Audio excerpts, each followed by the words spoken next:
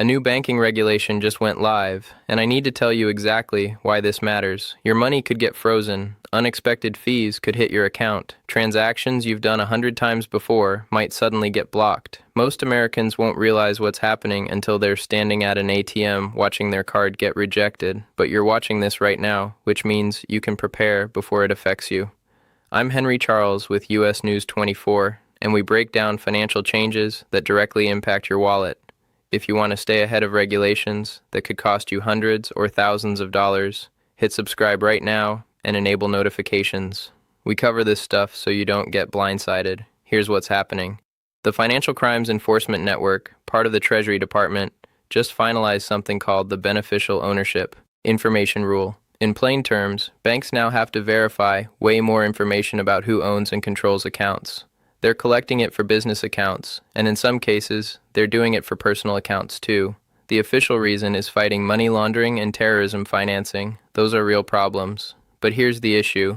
Banks are casting a much wider net than people expect, and they're catching honest customers who haven't done anything wrong. These people are drowning in paperwork, jumping through hoops, and facing frozen accounts if something doesn't line up perfectly with what the bank thinks they should have on file. Let me tell you about Michael. He's 54. Runs a small landscaping company, and he's banked at the same place for 18 years. A few weeks ago, he deposited a $6,000 check from a regular client, same deposit he'd made countless times. This time, the teller told him it needs to stay on hold for a compliance review. Michael asked what that meant. The teller couldn't explain it. Michael waited 3 days without touching that money. He spent 45 minutes on hold with customer service before someone finally told him his account got flagged. They wanted updated ID, proof of business ownership, and documentation showing where the check came from. Meanwhile, his payroll was coming due. Equipment payments were waiting. He couldn't access his own money. What happened next is exactly why everyone watching this needs to pay attention to these changes. Over the past few years, regulators have been pressured to crack down harder on financial crimes. The problem is when you tighten verification and expand monitoring, you also increase false positives. Legitimate transactions get flagged by mistake. Regular people get caught in compliance reviews that lock down their money for days or weeks. And here's what consumer advocates are actually worried about. Once your account gets flagged, even if it's completely wrong, even if you did nothing illegal, that flag stays in your banking history. One flag might not hurt, but multiple flags, even innocent ones, can get your account labeled as high risk. Banks can then close your account, deny you new ones, or report you to databases that other financial institutions check before approving applications. Getting cleared from those systems takes months or sometimes years. Let me walk you through 5 specific changes that are already happening. Even if you think this doesn't apply to you, stick with me, because there are situations where a basic checking account holder could get caught up in this. Change number 1 is enhanced verification for account ownership. Banks must verify the identity of anyone who owns 25% or more of a business account or controls how it's used.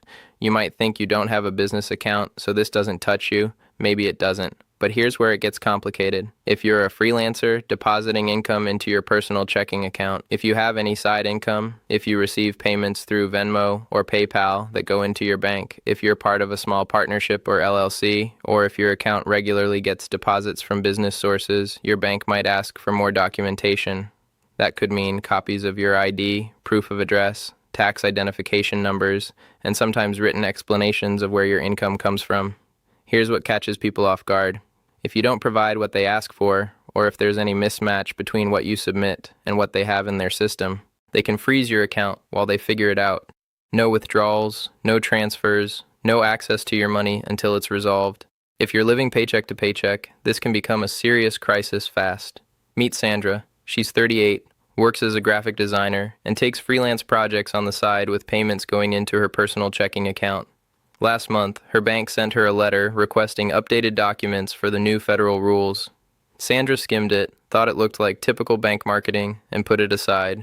2 weeks later, she tried to pay a bill online. Declined. She tried withdrawing cash. Card rejected. Her account got restricted because she didn't respond within 30 days. Sandra spent 4 days gathering paperwork, uploading everything, and waiting for the compliance team. During those 4 days, her auto pay rent bounced, her phone payment failed, she hit over $200 in overdraft and late fees. All because she didn't realize that letter actually mattered. Change number 2 is stricter monitoring of your deposit patterns and transaction activity. Banks have always watched for suspicious behavior. That's nothing new. What's different now is how aggressively they flag activity that looks unusual for your specific account. Here's an example. Let's say you normally get a direct deposit of $2,000 from your job every 2 weeks. Your account has been steady for years. Then 1 month you sell a car for $8,000 and deposit the cash, or you get a $5,000 bonus, or a family member sends you $3,000 to help with an unexpected expense. Under the old system, these probably wouldn't have raised any flags.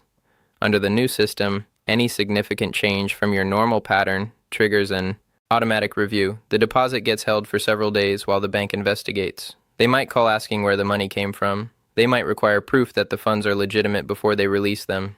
If you provide that proof quickly, the hold usually clears within a few business days. But if you're traveling, don't have easy access to your documents, or just don't respond fast enough, that hold extends much longer. Meanwhile, your money is sitting there but completely locked down.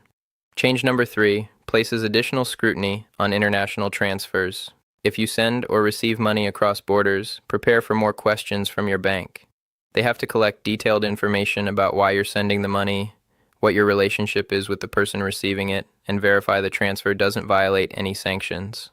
A wire transfer that used to clear in a day or two might now take 3 to 5 days or longer. If your explanations don't satisfy their compliance team, they can simply refuse to process it. For people regularly sending money to family overseas or business owners paying contractors internationally, this creates delays that weren't there before. Change number 4 impacts your account balance directly through new fees. When your bank requests updated information, you typically get 30 days. Meet the deadline, and you're fine.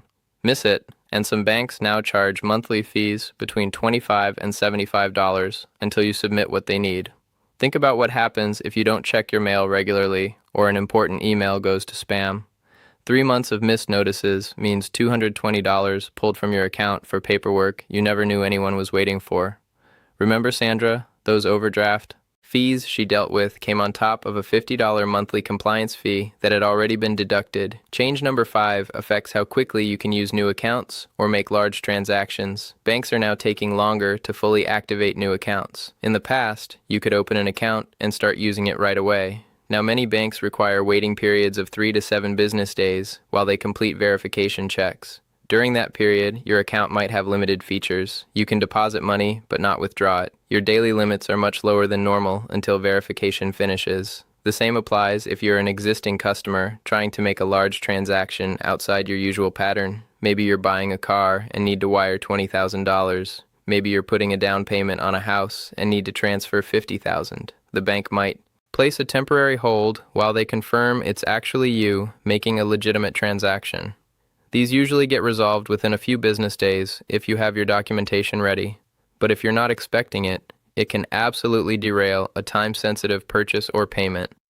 Let me finish Michael's story. After 5 days of going back and forth with his bank, he finally got his account unfrozen. But during those 5 days, he missed payroll for his 3 employees. One younger guy who depends on every paycheck had his rent bounce. Michael felt terrible. He ended up paying his crew in cash from his personal funds just to cover them, then waited 2 more days to get reimbursed once his business account was accessible again. The damage from that one flag deposit was around $400 in fees and penalties plus emergency cash moves. Add in the hours on hold and the strain it put on his relationships with his workers, all because the bank system decided a routine business deposit looked suspicious. But here's the other side of that story. Michael has a friend named Dennis who runs a similar business, similar size, similar banking habits. When Dennis heard about these new rules coming, he didn't wait. He called his bank right away, made sure all his contact information was current, submitted documentation proving his business ownership, even gave them a heads up that a large client payment was coming. When that payment hit his account, nothing happened. No flag, no hold, no freeze. Dennis's proactive phone call took maybe 30 minutes. Michael's reactive scramble cost him a week and hundreds of dollars. Same bank, same new requirements, completely different outcomes. The only thing that separated them was preparation. So here's exactly what you need to do right now. First, log into your online banking and verify that all your information is accurate. Check your address, phone number, and email. If anything's outdated, update it today. Banks send important notices through these channels. If they're using old information, you won't get the message until your account is already restricted. Second, if you have any business income going into a personal account, get ahead of this today.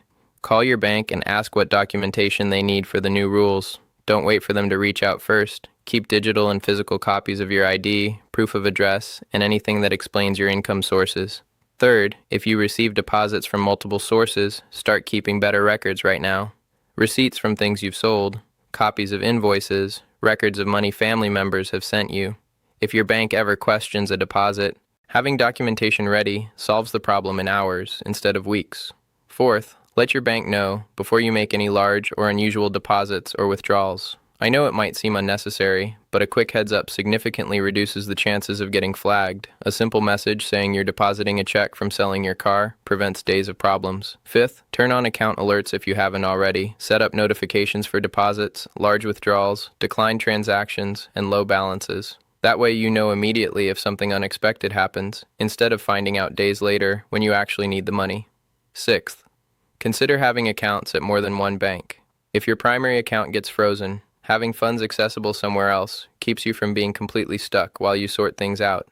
Now I need to warn you about something critical. Whenever new rules create confusion, scammers take advantage. They know people are worried, and they exploit that to trick people into handing over sensitive information or money. Let me be very clear about what your bank will never do. They will never call you out of the blue asking for your full account number, your PIN, your password, or your social security number. They already have that information. They will never threaten to shut down your account unless you act immediately. Real compliance requests come with reasonable deadlines. They will never ask you to transfer money to a safe account or verification account. That's always a scam. And they will never text or email you a link asking you to click through and enter your personal details. If you get any communication like this, hang up or delete it. Then contact your bank directly using the number on the back of your card or their official website.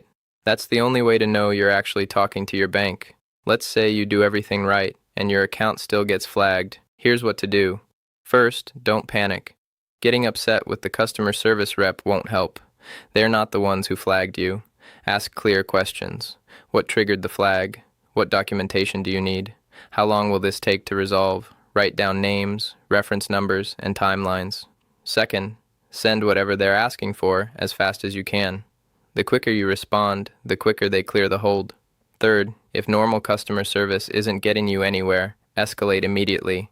Ask for a supervisor. Ask to speak with compliance directly. File a formal complaint if necessary.